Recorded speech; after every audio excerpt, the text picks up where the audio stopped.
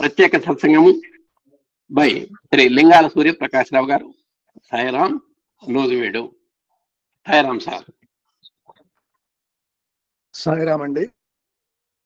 దేవతాతీత స్వరూపు భగవాన్ శ్రీ సత్యనాథుని వారు పాదపద్మం నమస్కరిస్తూ ఈ సమావేశంలో ఉన్నటువంటి మహానుభావులందరికీ కూడా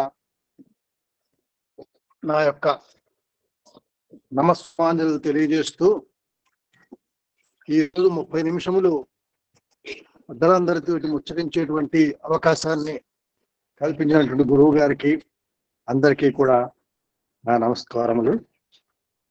ఈరోజు చేసేటువంటి ఒక సత్సంగం గురించి ఎప్పటి నుంచి నాకు ఇది మన గ్రూప్లో చెప్తే బాగుంటుంది అనేటువంటి ఉద్దేశం ఉండేది. అది నాటికి స్వామి అవకాశాన్ని కల్పించారు. కృతజ్ఞతలు తెలియజేసుకుంటూ ఈరోజు మనం మాట్లాడుకునేది ఒక స్వామికి అత్యంత స్వామి అనుగ్రహం పొందినటువంటి ఒక భక్తుని గురించి తెలుసుకుంటున్నామండి. మరి ఇంతవరకు కొంతమందికి ఒకవేళ ఈ పుస్తకం చదివి ఉంటే తెలిసి ఉండవచ్చు. ఆయన పేరు అబ్దుల్ రజాక్ బాబూరావు కోర్బు అండి. అబ్దుల్ రజాక్ బాబూరావు కోర్బు. ఈయన కర్ణాటక మహారాష్ట్ర బోర్డర్లో కొల్లాపూర్ జిల్లాలో ఆయన యొక్క జన్మము. తండ్రి దీన్ని 3 భాగాలుగా విభజించి చెప్తానని ముందుగా కొద్దిగా ఆయన్ని పరిచయం చేసి తర్వాత ఆయన చేసినటువంటి ఇంటర్వ్యూలోకి వెళదాం.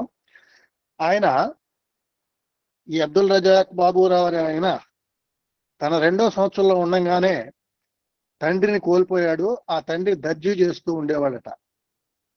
ఆ తండ్రి పోయిన తర్వాత వాళ్ళకి వేరే మార్గం లేక బ్రతకడానికి ముస్లిం ఫ్యామిలీ వాళ్ళు ఆ తల్లి ఆ బురకా తీసేసి ఇంకా ఎండ్లలో పాచి పని చేసుకుంటూ పని మనిషిగా ఉంటూ జీవనం గడపడానికి సిద్ధపడింది. ఈ ఒక్కడే కొడుకు ఈ తల్లిదండ్రులకి. ఇక ఆమె బ్రతుకు తెరువు కోసమే ఈ ఇంటి పనులు చేసుకుంటూ ఉండేది. ఈ కాలము 1934 సంవత్సరంలో ఇతని యొక్క జన్మం ఇతను అండి. సెప్టెంబర్ 1934. ఆయన 2000 వరకు ఉన్నారు. 2000లో స్వామి ఐక్యమైపోయారు. 60 సంవత్సరాలు ఉన్నారు. సరే, ఈయన తండ్రి పోయేసరికి వాళ్ళ యొక్క జీవితం దుర్భరం అయిపోయి తల్లి ఇంటి పని చేసుకుంటూ ఉంది. పిల్లవాడిని కూడా సరిగా పెంచేటువంటి పరిస్థితి లేదు. ఆ భోజనం కోసం పని చేయడం కోసం అనేటువంటిది ఆమె యొక్క దృక్పథం. అలా ఉంటున్నప్పుడు ఈ పిల్లవాడు ఆలనా పాలన లేక అల్లరి చిల్లరిగా తిరుగుతూ బజారు వెంట తిరుగుతూ ఉంటాడు. అలా అల్లరి చిల్లరిగానే ఒక 5-6 సంవత్సరాల వరకు పెరిగాడు. తల్లి ఏమి పట్టించుకునే వీధి బాలుడి కింద పెరిగాడు. ఆ తల్లి తెచ్చినటువంటి ఆ పని చేయించుకున్న వాళ్ళు ఇచ్చినటువంటి పాచి అన్నము అన్నం అవి తీసుకొచ్చి పెట్టి అవి తింటూ ఉండేవాడు.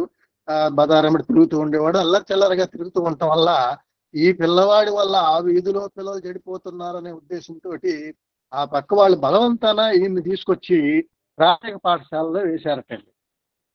ఆ ప్రాథమిక పాఠశాలలో వేశారు. కానీ ఇతనికి పలక పుస్తకం ఇవన్నీ వాళ్ళ అమ్మ కొనటానికి లేవు.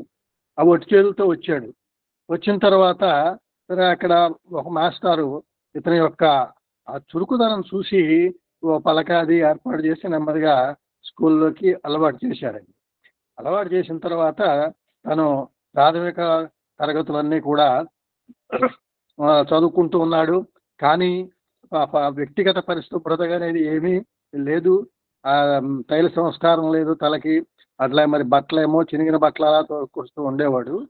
కానీ ఇతనిలో ఒక గొప్పతనం ఏమిటంటే పుస్తకాలు లేకపోయినా ఏమి నోట్స్ రాసుకోపోయినా ఉపాధ్యాయులు చెప్పేదాన్ని ఏకసంతాగ్రాహిగా గమనిస్తూ ఉండేవాటండి. ఈయన అట్లా 5వ తరగతి వరకు కూడా చదివిన తర్వాత 6వ తరగతిలో దగ్గర నుంచి ఫీజు కట్టవలసి వచ్చేసరికి ఆ ఫీజు కట్టేటువంటి అవకాశం లేక చదువు మానేయాలి అనుకుంటున్నప్పుడు ఇతని యొక్క చురుకుదనం చూసి ఒక మాస్టర్ సహాయం చేసి అప్పుడు ఆ ఫీజు కట్టించి 6వ తరగతిలో చేర్పించారండి. ఇక 6వ తరగతి దగ్గర నుంచి అతను ఆ చదువుతో పాటుగా సెకండ్ హ్యాండ్ పుస్తకాలు అవి కొనుక్కొని చదువుకుంటూ నడుపుతున్నాడు. ఈయన 9th క్లాస్లోకి వచ్చిన తర్వాత ఒక గొప్ప సన్నివేశం జరిగిందండి. అది ముఖ్యంగా ఏమిటంటే, ఒక ఇన్స్పెక్టర్ గారు ఇన్స్పెక్షన్కి వస్తే ఈ పిల్లవాడిని చూసి ఈ చినిగిన బట్టలతోటే ఉన్నాడు, సరైన బట్టలు కావు, చింపుడు జుట్టుతో ఉన్నాడు. ఆ పిల్లవాడిని లేపి ఏమిటి పరిశుభ్రత లేదు అని చెప్పి అంటూ ఆ జేబులో ఏమిటని అడిగితే అగ్గిపెట్టి అని చెప్తాడండి. అగ్గిపెట్టి అని చెప్పేసరికి ఆ ఇన్స్పెక్టర్కి చాలా కోపం వచ్చి గెట్ అవుట్ అనేటువంటి పరిస్థితి వచ్చింది. అప్పుడు అక్కడ మాస్టారు అన్నట్ట, అయ్యా క్షమించండి, వాడికి ఆలనా పాలన లేదు, వీడు ఇక్కడ చదువుకుంటూ రాత్రిపూట మన సినిమా హాల్లో డోర్ కీపర్ గా చేస్తూ, ఇది 9వ తరగతి వయసులో డోర్ కీపర్ గా చేస్తూ ఇంక పొద్దున్నే లేచి రాత్రి 12 తర్వాత ఇంటికి వెళ్తాడు. పొద్దున్నే లేచి ఏ సంస్కారం లేకుండా వస్తున్నాడు. కానీ ఇతని యొక్క చదువు చాలా అద్భుతంగా ఉంటుంది, మీరు ఏ ప్రశ్నలైనా వేయండి చెప్తాడని చెప్పని, అతను చెప్పకపోతే బాధ్యుడిని నేను అవుతాను అని చెప్పంటే, ఆయన సరే అని చెప్పని ఆయన ప్రశ్నలు వేయటం మొదలు పెడుతూ ఉంటే ఒక్కొక్క ప్రశ్నకి జవాబు చెప్తుంటే ఆయన ఆశ్చర్యపోతారు.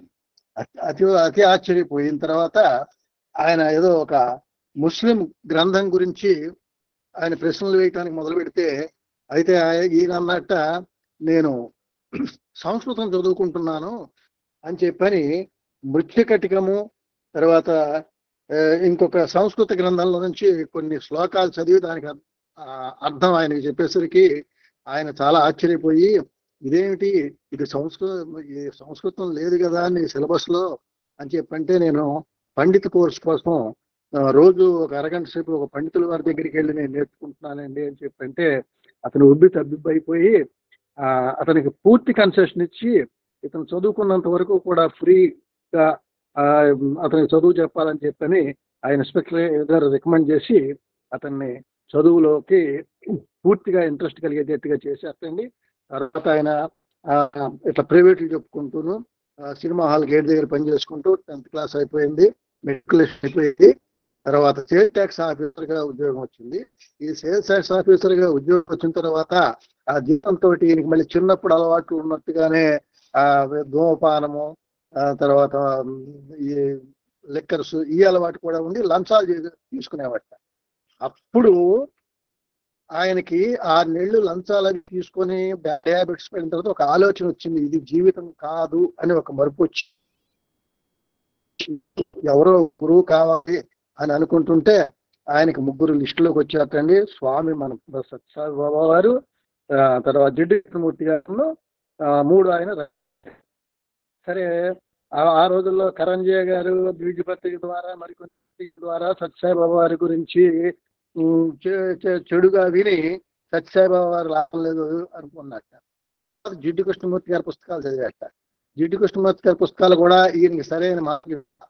తర్వాత రజనీష్ పుస్తకాలు చదివాడు. సరికి ఇవ్వక అప్పుడు అసతోమ సద్గమయ తమసోమ జ్యోతిర్గమయ అనేటువంటి 2 వాక్యాల మీద ఆయనకి ఆలోచన బాగా పెరిగింది. ఎందుకంటే సంస్కృతం చదువుకున్నాడు కదా. అప్పుడు ఆయనకి మనసులో నువ్వు పట్టుపట్టిపో అనిపించండి. అప్పుడు ఆయన 1900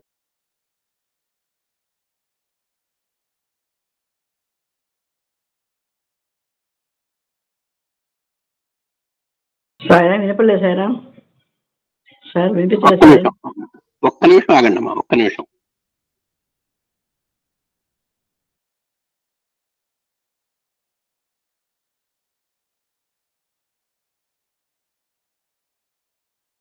సాయిరామ్ నెట్ ప్రాబ్లం వచ్చింది, వినపడుతుందండి? వినపడుతుంది సార్, చెప్పండి.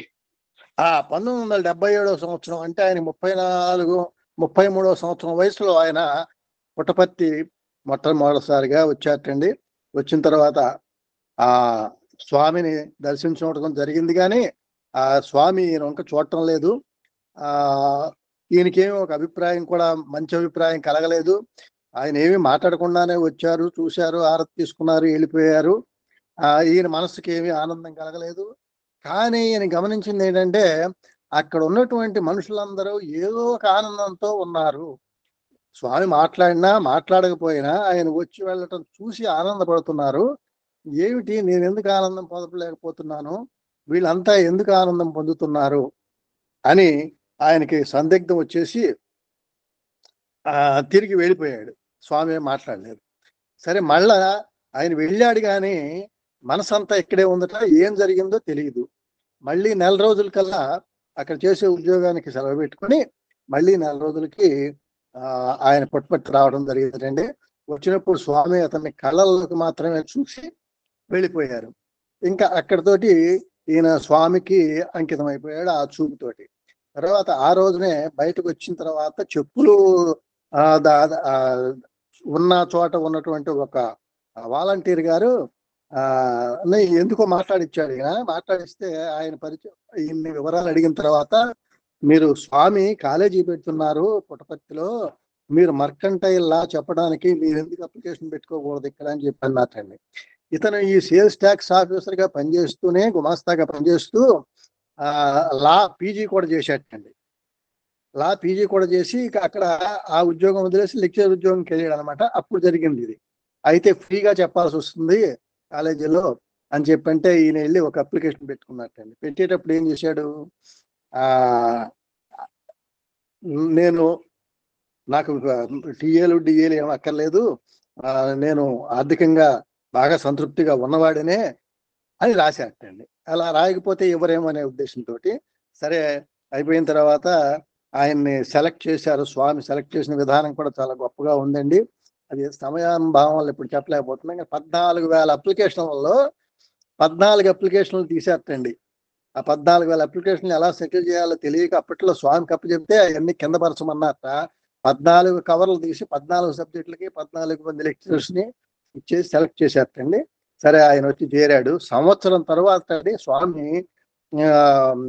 మన కుటుంబరావు గారి చేత కబురు చేసి, ఏమిటి ఇట్లా నువ్వు అబద్ధాలు ఆడావు, నాకు నచ్చలేదని చెప్పని స్వామి అంటే, ఇతని కళ్ళనీళ్ళ పర్యంతమై స్వామి అని చెప్పంటే, నువ్వు ఇక్కడికి వచ్చి నెల నెల పాఠాలు చెప్పేయటానికి నీకు టీఏలు ఎంత అయినాయి, డిఏలు ఎంత అయినాయి, అక్కడ అప్పుడు ఎంత చేసావు నువ్వు అని చెప్పని అంటే, స్వామి అలా లేకపోతే నాకు ఉద్యోగం అనుకొని నేను అలా చేశాను అని చెప్పని ఇక్కడ ఉచితంగా క్లాసులేనండి అనేసరికి స్వామి ఆయనకి సంవత్సరం నుంచి కావాల్సిన వచ్చినటువంటి టీఏ డిఏలు అన్నీ కలిపి తర్వాత మొత్తం అంతా కూడా ఒక పెద్ద చెక్కు రూపేణ ఇవ్వటం జరిగింది. ఆయన ఆర్థిక బాధలు అవి తీరిపోయినాయండి. తర్వాత జీవితంలో ఆయనకి జరిగినటువంటి మొదటి ఇంటర్వ్యూ, ఈ పుస్తకం 130 పేజీల పుస్తకం ఉందండి. ఇది నా దగ్గరికి ఎలా వచ్చిందో కూడా తెలియదు కానీ అద్భుతమైనటువంటి పుస్తకం అన్నమాట. 2-3 సార్లు చదివాను నేను. మొదటి ఇంటర్వ్యూ స్వామితోటి, నీ మొదటి పేరు ఏమిటి సార్ అన్నారట. ఆ చివరి చూడండి, నీ మొదటి పేరు ఏమిటి సార్? బాబా నన్ను సార్ అని ఎందుకు పిలుస్తున్నారో నాకు అర్థం కాలేదు, నేను అబ్దుల్ రజాక్ అని చెప్పాను. బాబా అన్నారు, అబ్దుల్ అన్న పదానికి అర్థం ఏమిటి? భక్తుడు అని చెప్పాటండి ఈయన. బాబా మళ్ళీ అడిగారు, రజాక్ అన్న పదానికి అర్థం ఏమిటి? వెంటనే జవాబు చెప్పలేక తడబడ్డాను. అప్పుడు మళ్ళీ బాబా జవాబు దానికి బాబా వారే చెప్పారని చెప్తూ బాబా అన్నట్ట, రజాక్ అంటే అర్థం అల్లా, అల్లా అంటే అర్థం ఏమిటని మళ్ళీ అడిగారు ఇతన్ని. సరే అల్లా అంటే దేవుడు అని చెప్పాడు. బాబా అన్నట్ట, ఇది పూర్తిగా సరైన అర్థం కాదు. అల్లా అంటే అందరికంటే ఉన్నతుడు అని అర్థము, అనగా పరమేశ్వరుడు, పరమ ఈశ్వరుడు. అల్లా అన్నా పరమేశ్వరుడు అన్నా ఒకటే, తేడా ఏమీ లేదు. ఈ విశ్వం అంతా వ్యాపించి ఉన్న పరమాత్మ. మొట్టమొదటిసారిగా బాబా నాతో ఇంతసేపు ఈ విషయం అంతా కూడా వరండాలోనే జరిగిందిటండి. అప్పుడు జరిగేటప్పుడు పక్కన ఉన్న వాళ్ళు ఎవరంటే శ్రీ గోకాక్ గారు, కస్తూరి గారు, భగవంతం గారు అందరూ కూడా అక్కడే ఉన్నట్టండి ఇది జరిగినప్పుడు. ఇక్కడ ఈ అబ్దుల్ రజాక్ అనేటువంటి పదాన్ని ఆ పేరు విన్న తర్వాత దాని అర్థం తెలిసిన తర్వాత నాకు ఒక అనిపించింది ఏంటంటే, అబ్దుల్ అంటే భక్తుడు, రజాక్ అంటే భగవంతుడు. అబ్దుల్ రజాక్ భగవంతుని యొక్క పేరు. నాకు ఇందులో అద్వైతం గోచరిస్తుంది. నాకు మనం అందరం దేవుడి పేర్లు పెట్టుకుంటున్నాం. ఆ దేవుడి పేర్లు పెట్టుకుంటున్నాం అంటే మనం దేవుడితో సమానమే అనేటువంటిది మన పూర్వ సంస్కృతి నుంచి కూడా మనందరం దేవుళ్ళ పేర్లు పెట్టుకుంటున్నాం. కానీ ఆ అద్వైతాన్ని మాత్రం మనం గమనించలేకపోతున్నాము అనిపించింది ఈ దీంట్లో. తర్వాత ఈయన ఒక్కడినే లోపలికి పిలిచారటండి. ఇదంతా అయిపోయిన తర్వాత మళ్ళీ ఒక్కడికే ఇంటర్వ్యూ ఇవ్వడానికి లోపలికి పిలిచారట. ఈయన లోపలికి వెళ్ళిన తర్వాత బాబా గారే ఫ్యాన్ స్విచ్ వేసి వచ్చి తన ప్రత్యేక ఆసనంలో కూర్చున్నారు. నేను బాబా పాదాల వద్ద కూర్చొని గట్టిగా పెద్దగా ఏడవసాగాను. సరే కూర్చో, నీ ఏడుపుతో శబ్దం చేయకు, నేను ఇక్కడ ఉండగా భయం ఎందుకు, నీవు అబ్దుల్, నా అబ్దుల్, నేను నీ రజాక్ తెలుసా, అంతే కదా అన్నారు. పూర్తిగా తడిసిపోయిన నా చేతి రుమాలు ఇక పనికిరాక నా నెహ్రూ చొక్కా చేతితో కళ్ళు ముక్కు తుడుచుకుంటూ నన్ను నేను అదుపులో ఉంచుకోవడానికి ప్రయత్నం చేస్తున్నాను. కొన్ని నిమిషాల తర్వాత బాబా, అబ్దుల్ ఇలా చూడు పైకి అంటూ నా తలను కొద్దిగా పైకెత్తారు. బాబా తన కుడి చేతిని క్రిందికి పెట్టి నా తల చుట్టూ తిప్పారు. ఆయన అరచేతిలో విభూతి రావడం గమనించాను. అదే వేగంతో తన చేతిని పైకి ఎత్తి అభయముద్ర పట్టారు, భయపడొద్దన్నట్లుగా. ఆయన అరచేతి మధ్యన విభూతి చుక్కలా కనిపించింది.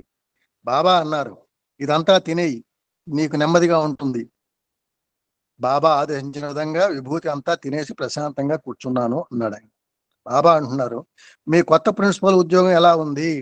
ఆయన అక్కడ మహారాష్ట్రలో లెక్చరర్ ఉద్యోగంలోంచి ప్రిన్సిపల్ ఉద్యోగంలోకి మారాడు. ఆ విషయం స్వామికి చెప్పుదాము అని అనుకుంటే లోపలే స్వామి ఈ ప్రశ్న వేశారట. మీ కొత్త ప్రిన్సిపల్ ఉద్యోగం ఎలా ఉంది సార్ అంటే, ఇతనితో మాట్లాడినప్పుడు సార్ అని అంటున్నారు ఆయన. ఓహో, బాబాకి తెలిసిపోయింది ఇది, నా కొత్త ఉద్యోగం సంతోషంగానే ఉంది బాబా అన్నారు. మరీ ఎక్కువ సంతోషించకు, తర్వాత బాధ కలగవచ్చు అని ఒక ఇండికేషన్ ఇచ్చారంటండి. తర్వాత బాబా అన్నట్ట, నీవు లా బాగా బోధిస్తావని నాకు తెలుసు అని. లా అంటే ఏమిటన్నట్ట, లా అంటే సంఘ పురోభివృద్ధి కోసం ప్రభుత్వం చేత అమలు చేయబడు ప్రవర్తనా నియమావళి అని చెప్పాను అన్నాడు అని అంటున్నారండి. బాబా ముఖంలో చిరునవ్వు చూసి తేరుకున్నాను. అయితే బాబా అన్నారు, పుస్తకంలో జవాబు అబ్దుల్, అది నాకు ఒక విషయం చెప్పు, నువ్వు విద్యార్థులకు పాఠం చెప్పేటప్పుడు నీ నోట్బుక్ లో చూసి ఎందుకు చెప్తున్నావు? అలా చేస్తే ఏమిటి తప్పు బాబా అన్నాడు ఆయన. చాలా తప్పు, నీ నోట్బుక్ లో నుంచి కాకుండా నీ జ్ఞాపక శక్తిని ఉపయోగించి చెప్పవచ్చు కదా అన్నారు బాబా. బాబా, లా సబ్జెక్టు జ్ఞాపకం ఉంచుకొని డిక్టేట్ చేయడం చాలా కష్టం అన్నాను నేను. బాబా అన్నారు, ఏమి కష్టం లేదు, రోజు ఉదయం నీ బట్టలు చాకలికి ఉతకడానికి వేస్తుంటావు కదా, వేలాది మంది భక్తులు ప్రతిరోజు చాకలికి ఎన్నో మురికి బట్టలు ఉతికి శుభ్రం చేయడానికి ఇస్తుంటారు. చక్కగా ఉతికి ఇస్త్రీ చేసిన బట్టలను మర్నాడు ఎవరి బట్టలు వారికి చాకలి చేస్తున్నారు. మరి చదువురాని చాకలి ఎవరి బట్టలు, ఎన్ని బట్టలు సొంతదారులు ఎవరు అని రాసుకోవడం జరుగుతుందా? మరి అంత ఖచ్చితంగా ఆమె ఎలా గుర్తుపెట్టుకుంటోంది అని చెప్తూ, సిన్సియారిటీ సహజంగా ఉంటుంది, సీరియస్నెస్ చాలా అసహజంగా ఉంటుంది అని ఇక్కడ ఈ సందర్భంలో సిన్సియారిటీ, సీరియస్నెస్ గురించి స్వామి అందరికీ తెలియజేసేటట్లుగా చెప్తున్నారు. ఆయన అన్నారు, ఇక నుంచి ఎల్లప్పుడూ సిన్సియర్ గా ఉండు, నీ జ్ఞాపక శక్తిని అనుసరించి విద్యార్థులకు డిక్టేట్ ఇంకా బాగా చేసేలా నేను చూస్తాను. శ్రద్ధాభక్తులు ఉన్న వారికి కష్టమైనది ఏదీ లేదు, భక్తిలో కష్టం అనేది ఉండదు.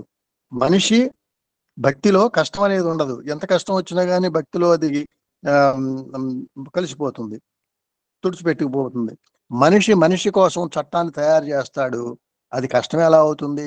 ఎందుకనంటే చట్టం తయారు చేసుకునేది మనమే కదా. చట్టం కఠినమే కానీ సులభమైనది. చట్టం ఉన్న చోట ప్రేమ ఉండదు, ప్రేమను శ్వాసిస్తే చట్టం నశించిపోతుంది. ఎంత సులభమైన గొప్ప ఆలోచన చెప్పారు స్వామి అనుకున్నారు.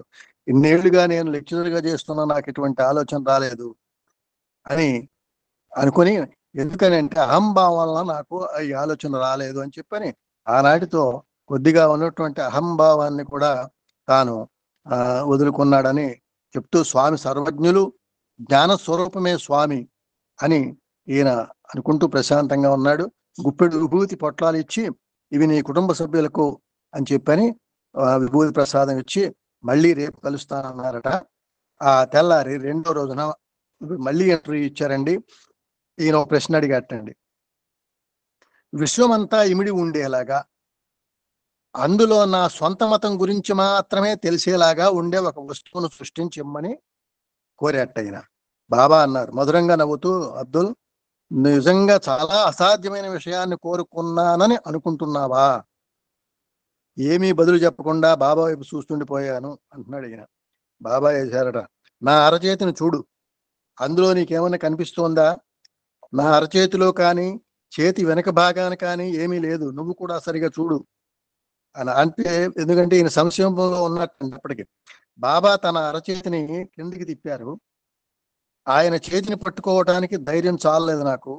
బాబాయే నా చేతి మణికట్టును బలవంతంగా పట్టుకుని నా అరచేతిని తన అరచేయి నుంచి మోచేయి వరకు కూడా తడిమింపు చేసేశారు. బాబా అన్నారు, ఇప్పుడు నా అరచేతి మధ్యలో కొద్దిసేపు అలా చూస్తూ వండిని అరచేతి వైపు చూడమన్నట్ట. 7-8 సెకండ్లలో బాబా అరచేయి మధ్యలో చర్మం తెరుచుకొని అందులో నుంచి ఒక గుండ్రని పెద్ద వస్తువు బయటకు రాగానే చర్మం మరల మామూలుగా మూసుకుపోయింది. అలా బయటకు వచ్చిన వస్తువు తలతలా మెరుస్తున్న ఒక అందమైన ఉంగరం. అది చూపిస్తూ బాబా అన్నట్ట, ఆ ఉంగరం తీసి జాగ్రత్తగా చూసి నా చేతికి ఇవ్వు అన్నారు. బాబా ఆదేశం ప్రకారం నేను ఆ ఉంగరాన్ని చేతిలోకి తీసుకొని పరీక్షించి చూశాను. అందులో ఏముంది? అర్ధచంద్రుడు, నక్షత్రం బంగారంలో చెక్కబడి ఉన్నాయి.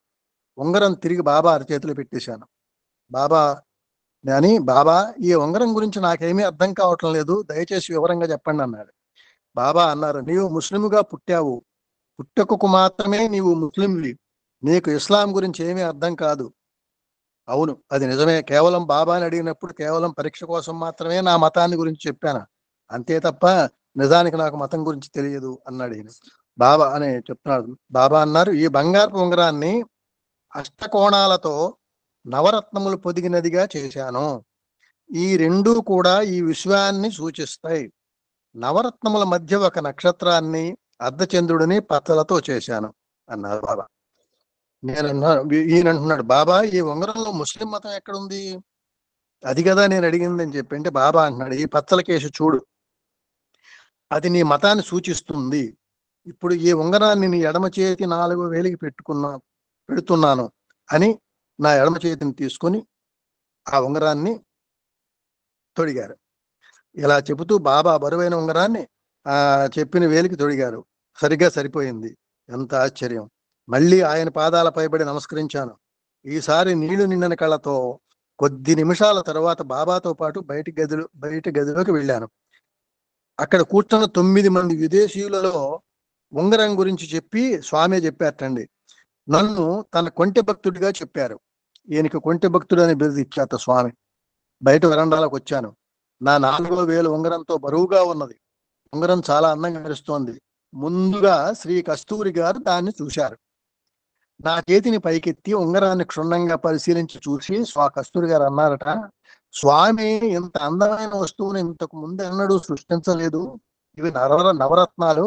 మరి మధ్యలో ఆకుపచ్చగా ఉన్నదేమిటో నాకు అర్థం కావట్లేదు. అది ఓం కావచ్చునా అంటూ కస్తూరి గారు తన ఆశ్చర్యాన్ని వెలిబుచ్చారు. ఉంగరాన్ని పరీక్షగా చూసిన గోకాక్ గారు ఉన్నారట అక్కడ. ఆ గోకాక్ గారు అప్పుడు యూనివర్సిటీకి ఛాన్సలర్ గా ఉన్నారటండి పుట్టపర్తిలో. ఉంగరాన్ని పరీక్షగా చూసిన గోకాక్ గారు కూడా ఇది ఓం మాత్రం కాదు, ఇది ఏదైనా అయి ఉండవచ్చు, కానీ ఉంగరం మాత్రం చాలా అద్భుతంగా ఉంది, అందంగా ఉంది. ఇలాంటి అద్భుతమైన వస్తువును నేను కూడా ఇంతకు ముందన్నడు బాబా సృష్టించగా చూడలేదు. మరికొంతమంది భక్తులు కూడా ఉంగరాన్ని తమ నుదుటికి కళ్ళకి ఆనించుకొని ఈయన చేతికి ఇచ్చారండి. అయితే ఇక్కడ గోకాక్ గారు పూనాలో ఈ అబ్దుల్ రజాక్ గారికి లా చదివేటప్పుడు ఒక సబ్జెక్ట్ కి గోకాక్ గారు కూడా ఈయనకి ఉపాధ్యాయులుగా ఉన్నారటండి. ఆ తర్వాత దాంట్లో చెప్పుకున్నాడు. తర్వాత ఏమిటంటే, ఒక్క మాట అనడానికి కూడా నాకు గొంతు పెగలటం లేదు, నా గొంతు మోగబోయినట్లయింది. దర్శనం హాల్లోకి వచ్చేసరికి చాలా మంది భక్తులు ఉన్నారు. అక్కడ ఒక ఆయన నా దగ్గరికి వచ్చి ఉంగరాన్ని బాగా దగ్గరగా చూసి ఉంగరంతో ఉన్న నా చేతిని అతని చేతిపై ఉంచుకొని ఆల్ హమ్దో అల్లాహ్ అంటే అర్థం ఏంటండి, ఓ భగవంతుడా నీ దివ్యలీల అగాధమైనది, అంతు దొరకనది అన్నట్ట. ఈ ఉంగరం చూసి ఆయన ఒక అమెరికన్, ఇతను ఆ అమెరికన్ దీన్ని చూసి ఆల్ హమ్దో అల్లాహ్, ఓ భగవంతుడా నీ దివ్యలీల అగాధమైనది, అంతు దొరకనది అన్నట్ట ఆ అమెరికన్. నాకు చాలా ఆశ్చర్యం వేసింది. అతను వివరంగా చెప్పమని అడిగాను. నేను ఒక ముస్లింని, ఈ ఉంగరం చూస్తే నువ్వు కూడా ముస్లింవే అని తెలుస్తున్నది, ఈ అమెరికన్ కూడా ముస్లిమే అన్నాడు అతను. ఈ ఉంగరం వల్ల ఎలా తెలిసిందని అతను మళ్ళీ అడిగాను. నీవు అరబిక్ చదవగలవా అని అడిగాడు నన్ను ఆయన. నాకు రాదు అని చెప్పాను. ఈ ఉంగరం మధ్య కల పచ్చలలో అది చెక్కబడి ఉన్నది అన్నట్ట. నేను మళ్ళీ ఆ చెక్కబడిన దాని అర్థం ఏమిటని అడిగాను.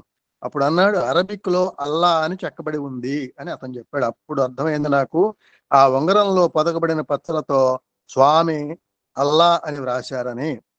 నేను నా మతం గురించి సూచించమని అడిగినందుకు గుర్తుగా స్వామి ఇది ఇచ్చారు. ఈ ఇంటర్వ్యూలో స్వామి యొక్క మిరాకిల్ మరి ఇది చెప్పుకోవడం జరిగిందండి. తర్వాత ఈయనకి రెండోసారి స్వామి ఏం చెప్పారంటే, నువ్వు ఈసారి ఇంటర్వ్యూకి వచ్చేటప్పుడు నీ భార్యతో కలిసిరా అని చెప్పానట. భార్యతో కలిసిరా అని చెప్పి, కానీ స్వామి 4 అడుగులు ముందుకు వెళ్ళాట. ఈయన సంశయంలో పడ్డాడండి. ఈయనకి 2 భార్యలు ఉన్నారు, భార్యతో రా అన్నారు. ఈయనకి ఏం చేయాలో అర్థం కాలేదు. మళ్ళీ ముందుకెళ్ళినటువంటి స్వామి వెనక్కి వచ్చి నెమ్మదిగా నీ 2వ భార్య తీసుకురా అని చెప్పాను అన్నట్ట. అమ్మాయి ఏదైనా కుదురుపడ్డాట. ఆ 2వ భార్యతోటి ఇంటర్వ్యూకి వచ్చాడండి. ఆ ఇంటర్వ్యూలో జరిగినటువంటిది, ఈ అమ్మాయి వచ్చేటప్పుడు ఈవిడ భక్తురాలు కాదు, పక్కా ముస్లిం అనమాట. ఈయనేమో ఇట్లా రమ్మంటే, పుట్టపర్తి రమ్మంటే నేను రాను, నేను పక్కా ముస్లింని, ఇది ఆత్మహత్య సదృశ్యం అవుతుంది, నేను రాను అంటే బతిలాడి కాదు, ఒక్కసారి వచ్చి కనపడేళ్ళు చాలు అని చెప్పంటే, సరే అందరు చెప్పినట్టుగా అక్కడ నువ్వు దండం పెట్టను, కాళ్ళు పట్టుకో అని చెప్పిన కండిషన్స్ పెట్టి ఉందండి. ఇంటర్వ్యూలోకి వచ్చారు. ఇక్కడ ఇంటర్వ్యూ కూడా జరుగుతోంది. ఈయన అన్నట్టు, బాబా దయచేసి ఆమె క్షమించండి, ఆ భార్యకి ఇంగ్లీష్ లో మాట్లాడటం రాకపోయినప్పటికీ మాట్లాడినది అర్థం అవుతుంది, నేను చెప్పింది అర్థం చేసుకొని అసహనంగా ముఖం పెట్టింది. ఇంగ్లీష్ రాదు నా భార్యకని. బాబా అన్నట్టు, ఊరుకో మాట్లాడకు, నువ్వు చాలా ఎక్కువగా మాట్లాడుతున్నావు అని ఈయన్నే కష్టార్థ స్వామి. ఊరుకో మాట్లాడకు, నువ్వు చాలా ఎక్కువగా మాట్లాడతావు అనేసరికి నేను మౌనం వహించాను. బాబాకు నా భార్యకు హిందీలో జరిగినటువంటి సంభాషణ చెప్తున్నారండి. ఎలా ఉన్నావు అమ్మాయి అన్ని హిందీలో జరుగుతుంది. ఎలా ఉన్నావు అమ్మాయి, మై బచ్చి అని అన్నారు. నా భార్యకు జవాబు చెప్పడం ఇష్టం లేదు, కానీ స్వామి బచ్చి అంటూ చేసిన సంబోధనతో మౌనం విడిచి నేల వైపు చూస్తూ జవాబు చెప్పింది, బాగున్నాను అందుట. బాబా అన్నారు, నీకు పిల్లలు ఎంతమంది? నసీం ఈవిడ పేరు. ఈవిడ అందుట 4 కొడుకులు 1 కూతురు. బాబా అన్నట్టు, వాళ్ళు ఏం చేస్తున్నారు అంటే, ఏమి చెప్పిందిట, 2 లా ప్రాక్టీస్ చేస్తున్నారు, 2 చదువుకుంటున్నారు. ఆ చదువుకునే వాళ్ళలో అమ్మాయి మెడిసిన్ చేస్తోంది అని చెప్పిందండి. బాబా అన్నారు, చాలా బాగుంది, నాకు చాలా సంతోషంగా ఉంది అన్నారు. తరువాత నా భార్యకు కొద్దిగా బాగా అనిపించింది స్వామి మాట, నాకు కొద్దిగా అసహనంగా అనిపించింది. ఎందుకో చెప్తున్నానండి. ఎందుకు అసహనంగా అనిపించిందిట? ఈమె పిల్లలు ఎంతమంది అంటే 4 అని చెప్పింది కదండి. నిజానికి ఈ 4 పిల్లలు కూడా తన యొక్క అతని పెద్ద భార్య పిల్లలు అనమాట. ఈమె తన పిల్లలుగానే చెప్పుకున్నది. అప్పుడు స్వామి అన్నట్ట, అబ్దుల్ నీకేమి కావాలో అడిగన్నట్టండి. ఈయన ఏమీ వద్దు బాబా అని ఈయన ఏదో అనబోయేటప్పటికీ నేను వాక్యం పూర్తి చేసేలో బాబా నన్ను మాట్లాడటం ఆపేయమని చేత్తో సూచించారు. బాబా కోరుకోమని అడిగేటప్పటికీ ఏమి కోరుకోవాలో ఆలోచించేలాగా లేదు నా మనసు అన్నాడు ఈయన. ఇప్పుడు ఈమె భార్య నమాజు చేస్తున్నట్లుగా మోకాళ్ళపై వంగి ఆ స్వామి ముందు ధ్యానంతో ఉన్నది. అప్పుడు బాబా ఆమెతో అంటున్నారట, మేరీ బచ్చి అని మందస్వరంతో, మేరీ బచ్చి అని మళ్ళీ పిలుస్తూ, నీకు సొంతంగా బిడ్డ అక్కర్లేదా ఇప్పుడు నాకు అన్నట్ట. అనేసరికి ఆ మాట విన్నాక ఈయన రిలాక్స్ అయ్యాటండి. ఈ ప్రశ్న అడుగుతున్నప్పుడు బాబా కనురెప్ప వేయకుండా నసీం కళ్ళల్లోకే చూశారు. సాధారణంగా ఎవరితోనన్నా మాట్లాడుతున్నప్పుడు ఇతరుల కంటే వేగంగా ఆయన కనురెప్పలు కదులుతాయి. స్వామి ఇంటర్వ్యూ ఇచ్చేటప్పుడు అండి ఆయన కన్నులు వేగంగా రెప్పలు ఇస్తారట. అయితే నసీం కళ్ళు బాబా వైపు చూస్తూ నిశ్చలంగా ఉండిపోయినాయి. కొద్దిసేపు ఈ దివ్య సంయోగం జరిగింది. ఇంతలో హఠాత్తుగా ఏదో అదృశ్య శక్తి ముందుకు తోసుకొచ్చినట్లుగా వచ్చి నసీం బాబా పాదాలపై పడి ఓ మేనే బాబా అంటూ రోదించసాగింది. ఆమె శరీరం అంతా వణుకుతున్నది. వెక్కి వెక్కి ఏడుస్తూ బాబా పాదాలను తన కన్నీటితో కడుగుతున్నది. ఆమె దగ్గరకు వెళ్ళి సాయం చేద్దాం అనుకున్నాను నేను, కానీ బాబా వద్దు ఆగమని సైగ చేశారు. బాబా తన చేతి రుమాలు తీసి ముఖము పెదవులు తుడుచుకొని కూర్చున్నారు. నసీం విక్కిళ్ళ శబ్దం తప్ప ఇక్కడ అంతా నిశ్శబ్దంగా ఉంది. కొద్ది నిమిషాల తర్వాత బాబా అన్నారు, ఉటో మేరీ బచ్చి. నసీం ఎలాగో మెల్లగా లేచి అక్కడే కూర్చున్నది. నేలపై జీరాడుతున్న బాబా అంగీ కోసం చేత్తో పట్టుకుని ఉన్నది. చాలా మంది భక్తులకు తెలుసో లేదో కానీ ఈ అవతారంలో బాబా స్త్రీ భక్తులు ఎవరిని చేతిలో తాకలేదు. బాబా నా వైపు చూసి నా ఎడమ భుజంపై చేయి వేసి నువ్వు కూడా భార్య దగ్గరికి వెళ్ళి కూర్చో అని పక్కన కూర్చోబెట్టారు. ఆమె ఇంకా ఏడుస్తూనే ఉన్నది. నా వైపు అలాగే చూస్తూ ఆ అవతార పురుషుడి ఒక మాట అన్నారు, ఈమె ఈ క్షణం నుంచి గర్భవతి. జాతీయ ప్రాముఖ్యం కలిగినటువంటి ఒక రోజున చాలా తెలివైన పిల్లవాడిని ప్రసవిస్తుంది. అంటే ఒక జాతీయ పండుగ రోజు అనమాట. అంతేకాదు మరొక ముఖ్యమైన రోజున కూడా ఇంకో కుమారుణ్ణి ప్రసవిస్తుంది అని చెప్తే అన్నట్టుగానే అతనికి అక్టోబర్ 2 గాంధీ జయంతి రోజున ఒక కుమారుడు, ఇందిరాగాంధీ జయంతి రోజున ఒక కుమారుడు ఇద్దరు పుట్టారటండి. ఎందుకు ఈయన ఎందుకు ఆశ్చర్యపోయాడంటే ఈ రెండో ఆమెకు పిల్లలు పుట్టరని చెప్పని గైనకాలజిస్ట్ ఎంతమందో పరీక్షలు చేసి చెప్పారటండి. కానీ స్వామి యొక్క మహిమ ద్వారా పిల్లలు కలిగారు అని చెప్పని ఆయన చెప్తాడండి. తర్వాత ఒక పెద్ద ఇంటర్వ్యూ ఉంది, ఇది పర్సనల్ ఇంటర్వ్యూ అనమాట. తర్వాత ఇంటర్వ్యూ మరికొన్నాళ్ళకు ఒక ఇంటర్వ్యూ ఇచ్చారండి. ఇది లోకానికి అందరికీ కూడా పనికొచ్చేటువంటి ఇంటర్వ్యూ. దీన్ని కూడాను మనం చదువుకుందామండి. కొన్నాళ్ళ తర్వాత మరి ఇంటర్వ్యూ ఇచ్చినప్పుడు, అంటే పిల్లలిద్దరూ పుట్టిన తర్వాత జరిగినటువంటి ఇంటర్వ్యూ అండి ఇది. బాబా అన్నారు, ఎలా ఉన్నారు సార్? ఈ సర్ అనేది వదిలిపెట్టట్లేదు. ఓ భగవంతుడా, బాబా ఇలా సర్ అని సంబోధించడం నాలో పెరుగుతున్న అహంకారాన్ని ఎత్తి చూపిస్తున్న సూచిక అనుకుంటున్నాను నేను అని ఆయన అంటాడు. నన్ను సార్ అంటున్నారంటే ఇంకా నాలో అహంకారం ఉందని స్వామి నాకు గుర్తు చేస్తున్నారు అని నేను ఆత్మవిమర్శ చేసుకోవడం చాలా అవసరం అని ఆయన చెప్తున్నారు. సరే, ఎలా ఉన్నారు సార్ అంటే బాగున్నాను అన్నాడు ఈయన. బాబా, ఏమిటి మీ ప్లాన్ అంటే, బాబా నాకు 2 కళ్ళల్లోనూ శుక్లాలు వచ్చాయి, దయచేసి నాకు నయం చేయండి అంటే బాబా అన్నారు, నాకు తెలుసు, కానీ పరిణతి చెందిన భక్తులకు అద్భుతాలు చేయబడవు, ఆపరేషన్ చేయించుకో, నీ కళ్ళు నయం అవుతాయి అన్నారట. సరే, అక్కడికి అయిపోయిందండి. అది తర్వాత ఏం జరిగిందో చివరిలో చెప్తాను. ఆపరేషన్ చేసుకోమన్నారు. నేనే మిరకిల్ చేసి నీ కళ్ళు బాగు చేయనని చెప్పారు.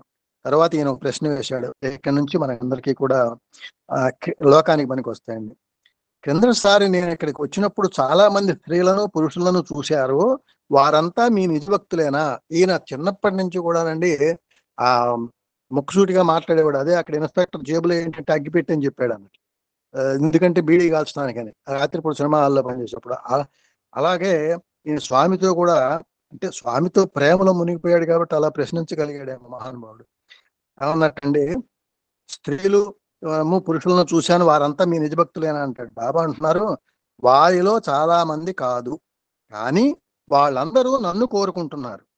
ఒక విధంగా పేదవాళ్ళని మార్చటం చాలా సులభం, కానీ బాగా డబ్బున్న ఈ ధనవంతులలో వాళ్ళకున్న దంభము, దర్పము, వ్యామోహాలు, కలుషితమైన వారి జీవితాలు, ఆడంబరాలు తొలగించి వాళ్ళని మార్చడం చాలా కష్టం.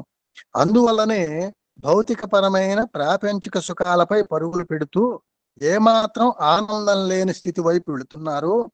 వాళ్ళు మాత్రం మనుషులు కారా? ఒకసారి వాళ్ళు బాగుపడటం ప్రారంభిస్తే వాళ్ళు నా కర్తవ్య నిర్వహణకు సహాయపడగలుగుతారు. ధనం అంటే పాపం కాదు. ఎన్నో కోట్లు సంపాదించినటువంటి హాస్పిటల్కి మరి ఆయన మొత్తం ఆస్తి అమ్ముకొని వచ్చినటువంటి, ఆయన పేరండి గుర్తురాదు, మరి ఆ టైం వచ్చేటప్పటికి వాళ్ళు కూడా అలా మారిపోతారు అని చెప్పంటే ధనం ఉండటం పాపమే కాదు అన్నారు. నేను అడిగాను, బాబా వేలాది మంది కష్టించి పనిచేసి నీతిగా ఉండే మా వంటి పేద భక్తులు వీనిని తప్పుగా అర్థం చేసుకుంటున్నారు. నిజానికి మీరు వారిలో వీళ్ళు డబ్బున్న వారి దేవుడే స్వామి అని మన చింతనాల్లో కూడా చాలా మంది అనుకోవడం వినడం నేను కూడా విన్నాను. డబ్బున్న వాళ్ళకే దేవుడు అని అలా చేసేవారు ప్రచారం ఇష్టం లేనటువంటి వాళ్ళు. కాబట్టి మరి నిజానికి మీరు వారిలో చాలా మందిని కలుసుకోవటం లేదు, చాలా దూరం, పేదవాళ్ళందరూ కూడా దూరం నుంచి కష్టం మీద లభించే దర్శనం తప్ప వారికి ఏమి లభించడం లేదు అన్నాడు. బాబా అన్నారు, అటువంటి వారినే నేను చాలా దగ్గరగా చూస్తూ ఉంటాను. మనం స్వామి చూడట్లేదు అనుకుంటామట, స్వామి వాళ్ళు చెప్తున్నారంటే అలాంటి వారినే, పేదవారినే నేను చాలా దగ్గరగా చూస్తుంటాను. నేనెప్పుడు సామాన్యులైన నా భక్తుల హృదయాలలోనే ఉంటాను. అది నేనెప్పుడు సామాన్యులైన నా భక్తుల హృదయాలలోనే ఉంటాను. వాళ్ళను నా కంటి చూపు నుండి క్షణకాలమైన దూరం కానివ్వను. నేను వారి అవసరాలను అర్థం చేసుకుని తీరుస్తుంటాను, అంతేకాని వాళ్ళ కోరికలను డిమాండ్లను మాత్రం తీర్చను. ఇక్కడ తేడా చూడాలండి. అవసరాలను అర్థం చేసుకుని తీరుస్తుంటాను, అంతేగాని వాళ్ళ కోరికలను డిమాండ్లను మాత్రం తీర్చను. ఎందుకు తీర్చరో స్వామి చెప్పినటువంటి మాట మనకి ఎంత బాగుంటుందో. చాలా మంది భక్తుల కోరికలు ధనాశ, ఈర్ష్యల నుండి పుడుతున్నాయి. అలాంటి కోరికలను నేను తీరుస్తూ పోతే వాళ్ళు చేజేతుల దుఃఖసాగరంలో మునిగిపోవడమే అవుతుంది. అద్భుతమైనటువంటి ఇది కదండి. మనం కోరేటువంటి కోరికలను తీరిస్తే స్వామి మనల్ని దుఃఖసాగరంలో ముంచినట్లే అవుతుందట. అందుకని అవసరాలని తీరుస్తాను తప్ప అడిగినవన్నీ ఇవ్వను. అప్పుడు వాళ్ళు కూడా ఇక్కడికి వచ్చే ఇతర భక్తుల్లాగానే తయారవుతారు, ఒకవేళ అవి కనిపించినట్లయితే. కాబట్టి డబ్బు లేక పేదవారైన వారు అలా పేదగానే ఉండిపోయినా పర్వాలేదు, కానీ ధనవంతులలో చాలా మంది నిజానికి బిచ్చగాళ్లే. వాళ్ళు చాలా ఖరీదైన భిక్షపాత్రలను పట్టుకుని శాంతి, ఆనందాల కోసం ముష్టెత్తుకుంటూ ఉంటారు. అందువలన నా పేద భక్తులను ధనికులుగా మాత్రం చేసి వారిని బాధల్లోకి ఎలా నెట్టివేయగలను అని సమాధానం చెప్పారు ఆయనకి. మళ్ళీ ఒక ప్రశ్న వేశాడు ఈయన. కానీ పేదవారికి ఇదంతా అర్థం చేసుకోవటం, ఈ తేడాను అర్థం చేసుకోవడం కష్టమేమో అనుకుంటున్నాను స్వామి అన్నాడు ఈయన. బాబా అన్నారు, పోనీ నీకన్నా అర్థమైందా అని. నేను అన్నాను, ఇప్పుడు అర్థమైంది అని. బాబా అన్నారు, మరి ఈ ప్రపంచంలో మీరంతా ఏమి చేస్తున్నట్లు అని ఈయన్ని ప్రశ్నించారట స్వామి. మీరంతా ఏం చేస్తున్నట్లు? ఈ ప్రశ్న అందరికీ వేసినట్టు అనిపించింది. అటువంటి వాళ్ళకి వాళ్ళు సాయిబాబాకి ఎంత దగ్గర భక్తులో తెలియచెప్పడానికి ప్రయత్నించండి. ఇప్పుడు ఈ పేదవాళ్ళందరూ కూడా స్వామి ఇలా చెప్పారు అని చెప్పడానికి ప్రయత్నించండి. మీరు అహంభావాన్ని పోగొట్టుకోండి. నాకు భక్తులందరూ సమానమే. ఇప్పుడు ఎందుకంటే అహంభావాన్ని పోగొట్టుకుంటే స్వామి దగ్గరగా వింటున్నటువంటి వాళ్ళకి నా స్వామి ఇంటర్వ్యూ ఇచ్చారు అని పాద నమస్కారాలు ఇచ్చాను ఒక అహంభావం కలిగే ప్రమాదం కూడా ఉన్నది. కాబట్టి అహంభావాన్ని పోగొట్టుకోనండి. సాయిబాబాకి అందరు భక్తులు ఎంత దగ్గరో తెలపండి. నాకు భక్తులందరూ సమానమే. స్వామి చెప్తున్నారు ఆయనకు సమాధానం, నాకు భక్తులందరూ సమానమే. భక్తులకి నాకు ఉన్న దూరం అందరి పట్ల సమానమే, తేడాలు లేవు. నిజానికి అసలు దూరమే లేదు. మీరు భౌగోళికమైన దూరాన్ని మాత్రమే చూసి తేడాలు పోలుస్తున్నారు. కొందరికి దగ్గరగా ఉన్నారు స్వామిని, మీరు భౌగోళికంగా చూస్తున్నారు, నిజానికి దూరం లేదు. ఇటువంటి అపోహలను తొలగించటం అనేటువంటి విధిలో సీనియర్ భక్తులు అప్రమత్తంగా ఉండాలి. సరే, ఇంతకీ ఈ దిశగా నువ్వు అసలు ఏమైనా ప్రయత్నం చేశావా స్వామి గురించి నువ్వు చెప్పడానికి అని చెప్పని అడిగితే ఆయన అంటున్నట్ట, ఎప్పుడు నేను చాలా చెబుతూనే ఉంటాను, కానీ వాళ్ళంతా అర్థం చేసుకున్నారని అనుకోవట్లేదు అన్నాడు ఆయన. బాబా అన్నాడు, అయితే నీదే తప్పు. చక్కగా నచ్చ చెప్పే శక్తి మీలో లేదు. ధనవంతులలో కంటే పేదవారిలో అర్థం చేసుకునే శక్తి, ఎరుక చాలా ఎక్కువగా, చక్కగా మనసుపట్టడానికి వీలుగా, ఫ్లెక్సిబుల్ గా ఉంటుంది. ఎల్లప్పుడూ ప్రతి ఒక్కరితోనూ చెప్పండి, ఎల్లవేళలా నేను వారిలోనే ఉన్నానని. వారిని ఇక్కడికి పిలిపించడానికి కారణం ఏమిటంటే వారి ఆధ్యాత్మిక బ్యాటరీని మళ్ళీ ఛార్జ్ చేయటం కోసమే. కొంతమంది భక్తుల దగ్గర, కొంతమంది భక్తులు దగ్గర, కొంతమంది దూరము అని పోల్చటం మానండి. భక్తి పోల్చినటువంటిది కాదు, భక్తి స్వతః సిద్ధమైనది. అది తనకు తానే పరిపూర్ణమైనట్టు లక్ష్యము అని. తర్వాత ఏమిటి అని అడిగారు. మళ్ళీ తర్వాత ప్రశ్న ఏమిటని అప్పుడు ఈయన మళ్ళీ అడుగుతున్నాడు, ఈ రోజుల్లో భారతదేశంలోను మిగతా ఇతర దేశాలలో కూడా పాపాలు, నేరాలు, లంచగొండితనము, హత్యలు, పదవి వ్యామోహం మొదలైనవన్నీ చాలా పెరిగిపోతున్నాయి. అమాయకులైన ప్రజలు చంపబడుతున్నారు. రక్షకులు, అవతార పురుషులు ఎక్కడ? మీరు అటువంటి వారిని ఎందుకు సరిచేయడం లేదు? భక్తులమైన మేము కూడా ఇటువంటి ప్రశ్నల పట్ల సందిగ్ధంగా పడిపోతున్నాం. ఈ విషయం గురించి దయచేసి మీరు ఏమైనా చెప్పగలరా స్వామి అని అడిగాడు. బాబా అన్నాడు, పుణ్యము, పాపము, మంచి చెడు, సుఖము, దుఃఖము, పగలు రాత్రి, జననము, మరణము ఇవన్నీ ఒకదానికొకటి వ్యతిరేకమైనవి కావు. మనం వ్యతిరేక పదాలు రాయాలంటే గ్రాంధికంగా పుణ్యానికి ఇంటూ పాపము, మంచి ఇంటూ చెడు, సుఖము ఇంటూ దుఃఖము ఇలా అని మనం నేర్చుకున్నాం. కానీ స్వామి ఏమంటున్నారంటే ఇవి రెండు వ్యతిరేకమైనవి కాదు, ఇవి ఎప్పుడు ఒకదానితో ఒకటి వెన్నంటే ఉంటాయి. ఇది విడదీయలేనివి రెండు కూడాను. ఒకే నాణానికి రెండు వైపులా ఉండే బొమ్మ, బొరుసు వంటివి. ఒకటి కనబడుతూ ఉంటే రెండో వైపు కనబడదు. నాణ్యానికి ఒకవైపు చూస్తున్నప్పుడు రెండో వైపు చూడటం సాధ్యమవుతుందా? ఒకవైపు కనబడుతుంది కదా అని రెండో వైపు లేదనగలమా? మానవ జీవితం కూడా సరిగ్గా అటువంటిదే. మానవ జన్మ ప్రేమ వలన కలుగుతున్నది. ఈ జన్మ ప్రేమ వలన వచ్చింది. ప్రేమ మానవుని సహజ స్వభావం. ప్రేమే అతని మతము. ప్రేమ పగలనుకుంటే ప్రేమరాహిత్యం అనేది రాత్రి. పుణ్యం లోపించడమే పాపం. మంచి లోపించడం చెడు. సంతోషం లోపిస్తే దుఃఖం. సత్ప్రవర్తన లోపించడం దుష్ప్రవర్తన. అందువల్లనే ఈ పై కనిపించేటువంటి చెడు లక్షణాలన్నీ మానవుని యొక్క అసలు లక్షణాలు కావు. ఇవి మానవుల్లోని వ్యతిరేక భాగాలు మాత్రమే. ఏవో కొన్ని కారణాల వల్ల అతని అసలు స్వభావం అయినటువంటి ప్రేమ మరుగున పడినప్పుడు, మంచి లక్షణాలు కనబడకపోయినప్పుడు అదే చెడ్డతనం అని చెప్పుకుంటాం. నాగరికత పుట్టినప్పటి నుంచి ఈనాటి వరకు అవతారమూర్తుల కాలంలోనైనా మంచివాళ్ళు ఎప్పుడు తక్కువ సంఖ్యలోనే ఉన్నారు. ఇది ప్రకృతి సూత్రం. మంచివాళ్ళు తక్కువ సంఖ్యలో ఉంటారట, మరి దుష్ట లక్షణాలు ఉన్న వాళ్ళు ఎక్కువ సంఖ్యలో ఉంటారట. ఇది ప్రకృతి లక్షణం అని, ప్రకృతి సూత్రం అని చెప్తున్నారు. మంచివారిని రక్షించవాలని భగవద్గీతలో కూడా చెప్పబడి ఉన్నది. అలాగే మరి అధికులైనటువంటి కౌరవుల నుంచి అల్ప సంఖ్యలో ఉన్నటువంటి పాండవులను భగవంతుడు ఉద్ధరించినటువంటి విషయం. ఎవరి నుంచి ఎవరిని రక్షించాలి? ఎక్కువ సంఖ్యలో ఉన్న వారి నుండి తక్కువ సంఖ్యలో ఉన్న వారిని రక్షించాలి. చెడ్డ గుణాలు ఉన్న ఎక్కువ మంది బలవంతులై తక్కువ సంఖ్యలో ఉన్న మంచి గుణాలు ఉన్న వారి గురించి భయపడటం లేదు. తక్కువ సంఖ్యలో మంచి వాళ్ళు ఉన్నారనుకోండి, ఈ దుష్ట గుణాలతో ఉన్న పెద్దవాళ్ళు ఎక్కువ సంఖ్యలో ఉన్న వాళ్ళు భయపడటం లేదు. మానవులలో మంచి చెడు కలిసే ఒకటిగా ఉన్నాయి. అంతా మంచివారు మాత్రమే ఉంటే ఇక చెడు ఎక్కడుంటుంది? ఎలా పోల్చుకుంటారు? అంతా మంచివారు మాత్రమే ఉంటే ఇంకా వారిని పోల్చడం, పొగట్టడం ఎలా సాధ్యం? కోయటం కత్తి లక్షణం. వైద్యుడు ప్రాణం పోయడం కోసం కత్తిని ఉపయోగిస్తే, కబేళాలో మాంసం అమ్మేవాడు ప్రాణం తీయటానికి ఉపయోగిస్తాడు. ఇద్దరూ మానవులే. ప్రతి వ్యక్తికి పుట్టుకతోనే కొన్ని ప్రాథమిక లక్షణాలు, గుణాలు సంక్రమిస్తాయి. పెరిగి పెద్దదవుతున్న కొద్దీ ఈ లక్షణాలు వృద్ధి చెంది నీవు చెప్పినటువంటి పరిస్థితులు ఏర్పడుతున్నాయి. ఇది ఒక కదిలిపోతున్న దశ వంటిది. ఇది కూడా ప్రకృతి స్వభావమే. మానవుడు ప్రకృతిలో ఒక చిన్న భాగం. ఏ వ్యక్తి కూడా 100% మంచివాడు కాదు, 100% చెడ్డవాడు కూడా కాదు. మనుషులంతా ఒక్కటే. కనబడే విధమంతా వేరుగా ఉంటుంది.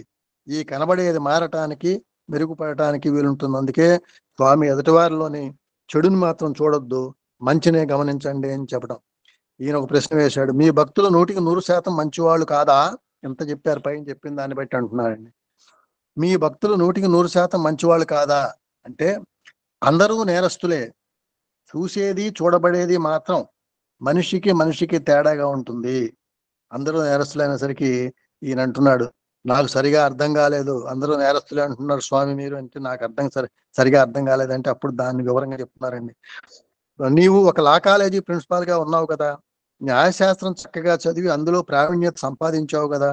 ఒకవేళ ఉదాహరణకు రేపు, ఒక ఉదాహరణగా చెప్తున్నాను, రేపు ఎప్పుడైనా భవిష్యత్తులో నీ కుమారుడే ఏదైనా దొంగతనం చేశాడే అనుకో, అది నీకు తెలిసింది, పోలీసులు అతను అరెస్ట్ చేస్తారు. అప్పుడు నీవు అతనికి బెయిల్ ఇచ్చి విడిపిస్తావా లేదా? కేసు కోర్టులో విచారణకు వచ్చినప్పుడు అతని రక్షణ కోసం లాయర్ని ఏర్పాటు చేస్తావా లేదా? ఎట్టి పరిస్థితుల్లోనైనా నీవు అలాగే చేస్తావు, కాదని మాత్రం వాదించవద్దు అన్నారు. అలాంటి సమయంలో నీవు కూడా నేరస్తుడి అవుతావు. కానీ ఈ నేరానికి శిక్ష లేదు. కాబట్టి ఒక నేరం చేసిన వాడికి ఒక బెయిల్ ఇచ్చి బయటికి తీసుకురావడం కూడా నేరమే, కానీ అది నేరంగా శిక్షింపబడదు. మమకారం వలన నిందితుడిని చట్టం సహాయంతో కాపాడటానికి ప్రయత్నించటం చట్ట పరిధిలో నేరంగా రుజువు అవదు. మంచి చెడు 2 లక్షణాలు ఉన్న భక్తులు నాకు చాలా మంది ఉన్నారు. ఒకవైపు భక్తి, మరొక వైపు ప్రాపంచిక విషయముల పట్ల వ్యామోహము. అయినప్పటికీ కూడా నేను వారిని విడిచిపెట్టను. వారిలోని మమకారాన్ని, వ్యామోహాన్ని పోగొట్టడానికి ప్రయత్నిస్తాను అని జవాబు చెప్పారు. ఈయన ఇంకో ప్రశ్న ఇచ్చాడు, కానీ ఇప్పుడున్న భయంకరమైన, అయ్యా 30 నిమిషాలు అయిపోగానే రిమైండ్ చేయండి సార్. కానీ నేను ఇప్పుడున్న భయంకరమైన అస్తవ్యస్త స్థితిని మీరు ఎందుకు మార్చకూడదు?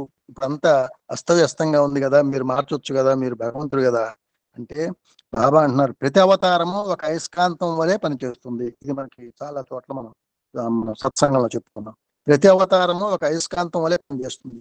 ఆయన తన తేజో పరిధిలోని ఇనుపు రేణువులన్నింటినీ లాగేసుకుంటాడు. అవతారమూర్తుల హద్దులు భౌగోళికమైనవి కావు, భక్తి మాత్రమే. నా దగ్గరకు వచ్చేవాళ్ళు చాలా మంది పుట్టపర్తి ఆశ్రమంలోనో బయట ఉంటారు. నన్ను అనుసరించిన వాళ్ళు విమర్శిస్తూ ఉంటారు. వీటన్నింటికి నేను ఏ విధంగా బాధ్యుడినవుతాను? వీటితో నాకేం సంబంధం? తమ మనస్సులో ప్రవర్తనలో తుప్పు పట్టిన వారు ఈ అయస్కాంతపు ఆకర్షణకు లోబడలేరు. భగవంతుడు అయస్కాంతం మనకి మరి వీళ్ళల్లో తుప్పు పట్టి ఉన్నప్పుడు భగవంతుడు ఆ ఆకర్షణ తీసుకోడు. కాబట్టి నా వైపు లాగబడలేరు. ఎందుకంటే మనలో ఉన్నటువంటి మలినముల వల్ల. ఈ తుప్పును తొలగించుకోవటానికి ప్రయత్నించినా, కనీసం తొలగించుకోవాలని మనసులో కోరుకున్నా, అప్పుడు అయస్కాంతం ఎక్కడి నుంచి అయినా కానీ ఇనుపరదను ఆకర్షింపబడుతుంది. కాబట్టి నేను సంస్కరింపబడాలి, నాలో తప్పులు ఉన్నాయని గుర్తించితే చాలు, నేను దగ్గరికి తీసుకుంటాను అంటున్నారు స్వామి. కనీసం మన తప్పులను మనం గుర్తించుకోవాలి అని, ఏ విధంగా ప్రవర్తించుకోవాలి, ఎలా నడుచుకోవాలి అన్న విషయంలో ప్రకృతి ప్రతి ఒక్కరికి పరిపూర్ణమైన స్వేచ్ఛను ప్రసాదించింది. ఈ ప్రకృతి నియమాలను ఉల్లంఘించడానికి నేనెవరిని? ప్రకృతి నియమాల విషయంలో అవతారమూర్తి ఎన్నడూ కలుగజేసుకోవడం జరగదు. సామాన్యుల కోసమే అవతారమూర్తి అయినప్పటికీ, ఆయన కూడా సామాన్య మానవునిలాగే కనబడినప్పటికీ ఆయన చాలా భిన్నమైన వాడు. అందుకే స్వామి అంటారు, నేను సామాన్యుడిగా మీలాగానే కనపడినా అలా అనుకోవద్దు మీరని. శక్తిమంతుడు, భగవంతుడు చాలా శక్తిమంతుడు, భిన్నమైన వాడు.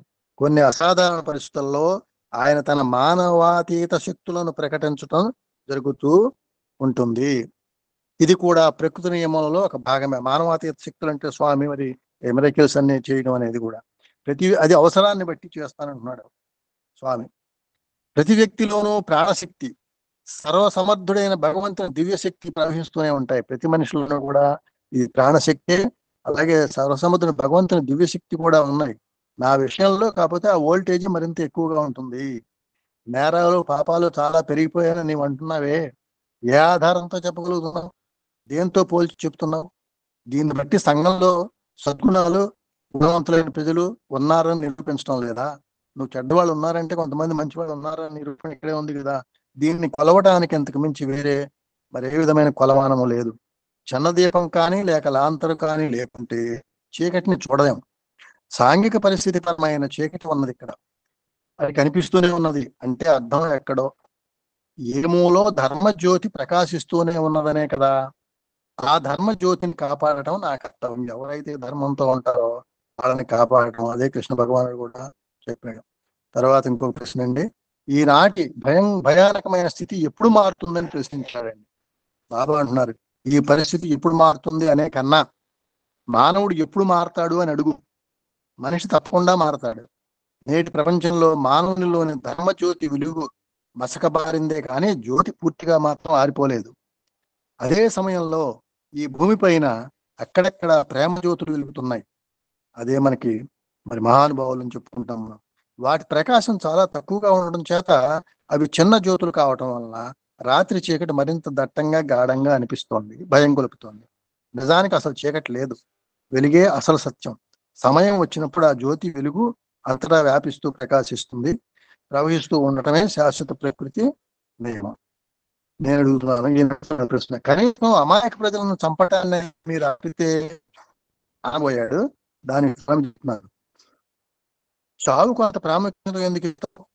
జీవితం జీవించడానికే జీవితం ముఖ్యం. మృత్యువు దాని కొన్ని క్షణాల పాటు ఆపేటువంటి పాజ్. అంటే ఎప్పుడు జీవిస్తూనే ఉంటాడు, మృత్యు పాజ్ అట.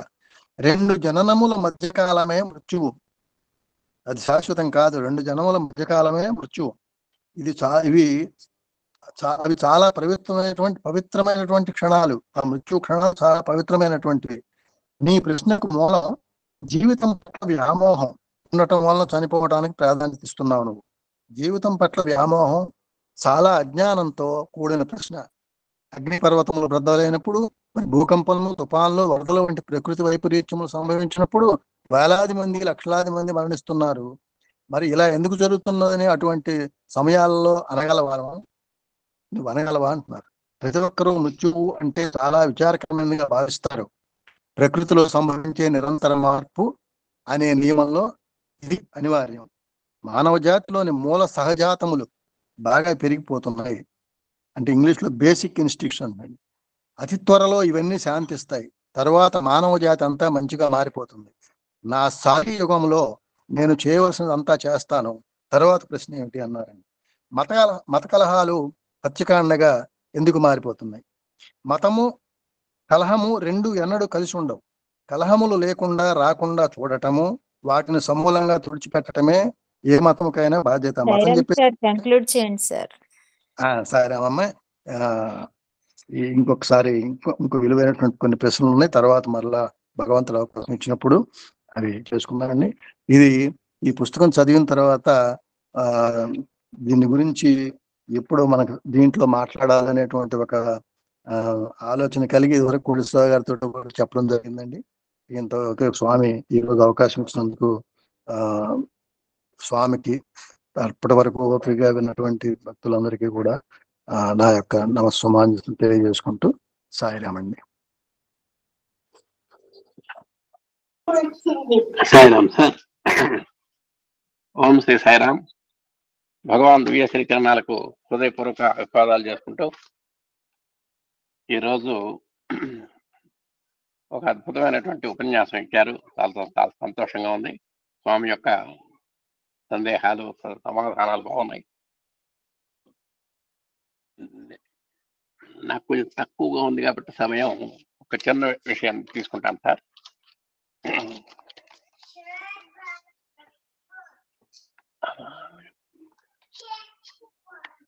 అందరికీ సాయిరామ్ అండి. ఈరోజు భగవాన్ శ్రీ సత్యసాయి ఈశ్వర్ల సుప్రభాతము అష్టోత్తరము రచించినటువంటి ధన్యాత్ములు మనకు వివరంగా చెప్పడం జరిగింది. దాన్ని ఒక్కసారి మనకు ఉన్నటువంటి స్వల్ప సమయంలో వాటిని చూడటానికి ప్రయత్నం చేద్దాం. భగవాన్ శ్రీ సత్యసాయి బాబా వారు యొక్క సుప్రభాతం మనందరికీ తెలుసు. దేనికంటే మనం అందరం కూడా నగర సంకీర్తనలో విభిన్నమైనటువంటి గ్రూప్స్ లో మనం సుప్రభాతం చదువుకుంటున్నాం. ఆ సుప్రభాతం చాలా ప్రామాణికమైనటువంటిది. దీన్ని ఎవరు రచించారు అనేటువంటి చూస్తే శ్రీమాన్ దోపాటి తిరుమలాచార్యులు గారు అన్నటువంటి సంగతి మనందరికీ తెలుసు. ఆయన రాసి చక్కగా స్వామి చేత ఆమోదముద్ర వేసి ఈనాటికే కూడా మనం ఎంతో రసరమ్యంగా శ్రోత్రప్రేయంగా మనం చదువుకుంటున్నాం. సనాతన సారథి 1961 నవంబర్ సంచికలో సుప్రభాతం వారి పేరుతో ప్రచురితమైనది కాబట్టి ఈ విషయం మనకు తెలుసు. ఇది మొట్టమొదటి సనాతన సారథిలో 1961వ సంవత్సరంలో సనాతన సారథిలో మరి ఈ సుప్రభాతం తొలిసారిగా ప్రచురణ అవటం, లోకం విదితం కావటం, విశ్వవ్యాప్తం కావటం మనకు తెలిసిందే. అయితే శ్రీ సత్యసాయి ఈశ్వర్ల అష్టోత్తర శతనామావళిని రచించినది శ్రీ విమలానందగిరి స్వామి వారిని చాలా మందికి తెలియకపోవచ్చు. ఆయన అసలు వాస్తవంగా దీన్ని రచించినటువంటిది మలయాళ స్వామి యొక్క ఆశ్రమంలో విమలానందగిరి స్వామి వారిని ఆయన ఉన్నారు. వారు రాశారు. వారు ఎయిర్పోర్ట్లోని శ్రీ వ్యాసాశ్రమ వ్యవస్థాపకులైనటువంటి సద్గురు శ్రీ మలయాళ స్వామి వారి యొక్క అనుంగు శిష్యులు. ఇంతకీ ఈ విమలానందగిరి స్వామి వారు అత్యంత ప్రతిభా సంపన్నులైనటువంటి, అంటే సకల శాస్త్రాలని, భగవద్గీతని, బ్రహ్మసూత్రాలని వీటినన్నింటినీ ఔపోసన పెట్టినటువంటి వారు వీరు మలయాళ స్వామి యొక్క ఆశ్రమంలో ఉన్నారు. మలయాళ స్వామి వారి యొక్క నిర్యాణాంతరము 1962 జూలై నుండి 73 వరకు కూడా శ్రీ వ్యాసాశ్రమ అధిపతిగా కూడా విమలానందుల వారు పనిచేశారు. మలయాళ స్వామి వారు సెలవు తీసుకున్న తర్వాత 62లో జూలై 62 నుంచి 73 దాకా కూడా ఏర్పేడులో ఉన్నటువంటి చిత్తూరు జిల్లా ఏర్పేడు జిల్లాలో ఉన్నటువంటి ఏర్పేడు ఆశ్రమంలో ఉన్నటువంటి వ్యాసాశ్రమానికి అధిపతిగా కూడా వీరు పనిచేశారు. పూర్వాశ్రమంలో శ్రీకృష్ణ తిరునాళ్ళు సన్యాసాశ్రమం స్వీకారానికి పూర్వం 1956 ప్రాంతంలో 1 సంవత్సరం పాటు పుట్టపర్తిలో భగవాన్ బాబా వారి యొక్క దివ్య సన్నిధిలో గడిపారు. ఆ విమలానంద స్వామి వారు చక్కగా వారి యొక్క సమయాన్ని, అమూల్యమైనటువంటి సమయాన్ని 1 సంవత్సరం పాటు స్వామి యొక్క ఆశ్రమంలో అప్పుడు ఉన్నటువంటి స్వామి యొక్క మహిమలు లీలలు తెలుసుకున్నటువంటి ఆయన ఎలాగైనా సరే స్వామివారి దగ్గర గడపాలని గడిపారు. వారు వ్యాసాశ్రమ నిర్వహణ బాధ్యతలు స్వీకరించిన తర్వాత వారి ఆహ్వానాన్ని పురస్కరించుకొని 1964 డిసెంబర్ 17వ తేదీన భగవాన్ బాబా వారు ఏర్పేడులో వ్యాసాశ్రమాన్ని సందర్శించారు. ఆ తర్వాత ఆయన బాబా గారి యొక్క సందర్శన, బాబా గారి యొక్క ఆశ్రమంలో ఉన్న తర్వాత ఆయన ఏర్పేడు ఆశ్రమానికి అధిపతి అయిన తర్వాత స్వామివారిని ఆహ్వానించడం, ఆ స్వామివారు ఏర్పేడులో మరి ఒకసారి సందర్శించడం కూడా జరిగినాయి. ఇప్పుడు వ్యాసాశ్రమ అధిపతిగా ఉన్నటువంటి విమలానంద ఒక సంవత్సరం పాటు ప్రశాంతి నిలయంలో లోగడ ఉన్నారు. మలయాళ స్వామి వారి నిర్యాణం పొందిన తర్వాత తదుపరి సన్యాసాశ్రమం స్వీకరించి ఈ అధికార పీఠం అధిరోహించే ముందు నా ఆశీస్సులు కోరుతూ జవాబు రాశారు. తన వారసునిగా నిన్ను ఎంచుకున్నటువంటి మలయాళ స్వామి ఆశీస్సులే నీకు అండదండలై దారి చూపగలవని జవాబు రాసినాను. ఇవాళ నా కార్యక్రమంలో మార్పు చేసుకుని విమలానందని మీ అందరినీ కలుసుకునేటువంటి అవకాశంతో ఇక్కడికి వచ్చాను అని అక్కడ స్వామివారు కూడా సెలవివ్వటం జరిగింది. అంటే తమ యొక్క సన్నిహిత సంబంధాన్ని, ఆ సంవత్సరం పాటు తమ ఆశ్రమంలో ఆయన ఉన్నటువంటి విశేషాన్ని, వారికి ఉన్నటువంటి ఒక స్నేహశీలతని, ఇవన్నీ కూడా ఆ భావాలు పంచుకున్నటువంటి మధురానుభూతుల్ని స్వామివారి ఇక్కడ చెప్పడం జరిగింది. స్వామి విమలానందుల వారు తమ ప్రపత్తిని వెల్లడిస్తూ బాబా వారి యొక్క అష్టోత్తర శతనామావళి వ్రాసిన తన విషయం శ్రీ వ్యాసాశ్రమం ప్రచురించినటువంటి శిష్యత్రయము గ్రంథంలో పేర్కొనబడింది. ఆంధ్రప్రదేశ్లో శ్రీ సత్యసాయి సేవా సంస్థల పూర్వాధ్యక్షులు శ్రీ అంజనేయ గారు కూడా ఇక్కడ తెలియజేయటం జరిగింది.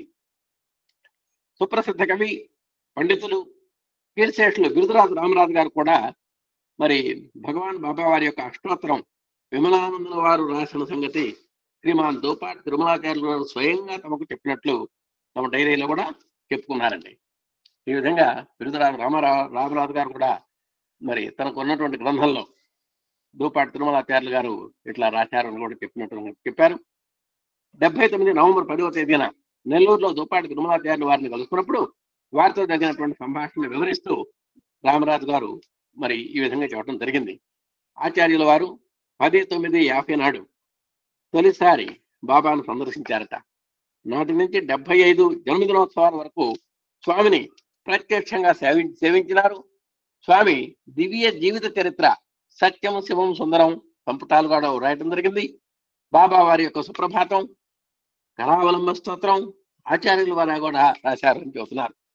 అంటే స్వామివారికి సంబంధించినటువంటి 2 శ్రీ సత్యసాయి సుప్రభాతము, శ్రీ సత్యసాయి కరావలంబ స్తోత్రము, ఈ 2 కూడా దూపాటి తిరుమలాచార్యులు గారే రాసినట్టుగా మనకు ప్రామాణికంగా తెలుస్తోంది.